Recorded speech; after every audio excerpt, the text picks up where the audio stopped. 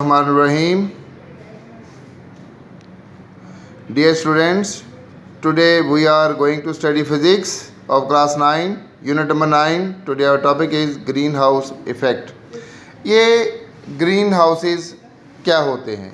देखें, जो cold countries होती हैं, ठंडे ममालिक होते हैं, उन ममालिक में टेम्परेचर बहुत कम होता है. वहाँ पे जो प्लांट्स हैं वो सरवाइव नहीं कर सकते. तो इसके लिए वहाँ पे ऐसे पौधों के घर बना दिए जाते हैं जिसके ऊपर ये जो प्लास्टिक या शीशे की शीट लगी होती है, ग्लास की शीट लगी होती है. तो ये शीट इसलिए होती है कि इसमें से लाइट एनर्जी जो है वो पास करके अंदर आ जाती है. तो जब लाइट अंदर आती है तो वो आती है अल्ट्रावायलेट रेज़ की शक्ल में, और यहाँ पे अल्ट्रावायलेट रेज़ को प्लास्टिक या शीशा अपने अंदर से गुजरने देता है. तो ये एनर्जी इस ग्रीन हाउस के अंदर आके पौधों को वार्म करती है. पौधे जब अपनी एनर्जी निकालते हैं तो ये इंफ्रारेड वेव्स की शक्ल में निकालते हैं, जिसको ये ग्लास या शीशा जो है वो बाहर नहीं जाने देता. यहाँ पे वो एनर्जी ट्रैप हो जाती है.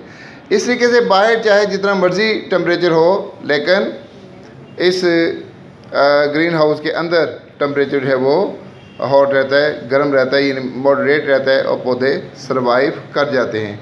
इसी तरीके से हमारी अर्थ है, यहाँ से सनलाइट आती है तो ये हमारी ज़मीन को वार्म कर देती है. जब ये हमारी ज़मीन वार्म कर देती है तो रात को ज़मीन अपनी वेव्स को, जो हीट है उसको निकालती है. अच्छा, अब ये जो हीट है अगर जब बाहर निकलती है तो रास्ते में ये कार्बन डाइऑक्साइड और वाटर वेपर्स जो है ये इस हीट को बाहर जाने से रोकते हैं और इसको ट्रैप कर लेते हैं, और ये ज़मीन पर ही रहती है. और लेकिन इसका एक मेजर पार्ट जो है वो स्पेस में चला जाता है. अब सवाल ये पैदा होता है कि अगर ये कार्बन डाइऑक्साइड वगैरह ना हो तो क्या हो?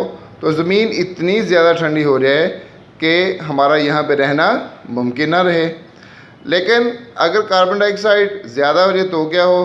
तो वो हीट इतनी ज़्यादा ट्रैप हो जाए कि ज़मीन बहुत ज़्यादा गर्म हो जाए और हम जो है फिर भी यहाँ पे सरवाइव ना कर सके. तो अब ये जो कार्बन डाइऑक्साइड वगैरह है इसका इजाफ़ा होता चला जा रहा है हमारी ह्यूमन एक्टिविटीज़ की वजह से, जिसकी वजह से एटमॉस्फेयर में ग्रीन हाउस गैसेस यानी कार्बन डाइऑक्साइड वगैरह जो बढ़ रही है.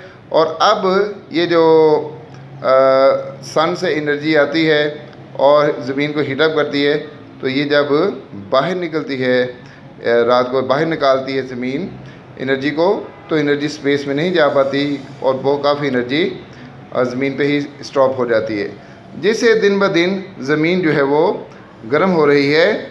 और ये जो गर्म है हीट जो है वो हीट की जो वो क्या कहते हैं गर्मी है, इसकी वजह से हमारी ज़मीन जो है वो भी गर्म हो रही है. इसे हम ग्लोबल वार्मिंग कहते हैं. Thank you very much.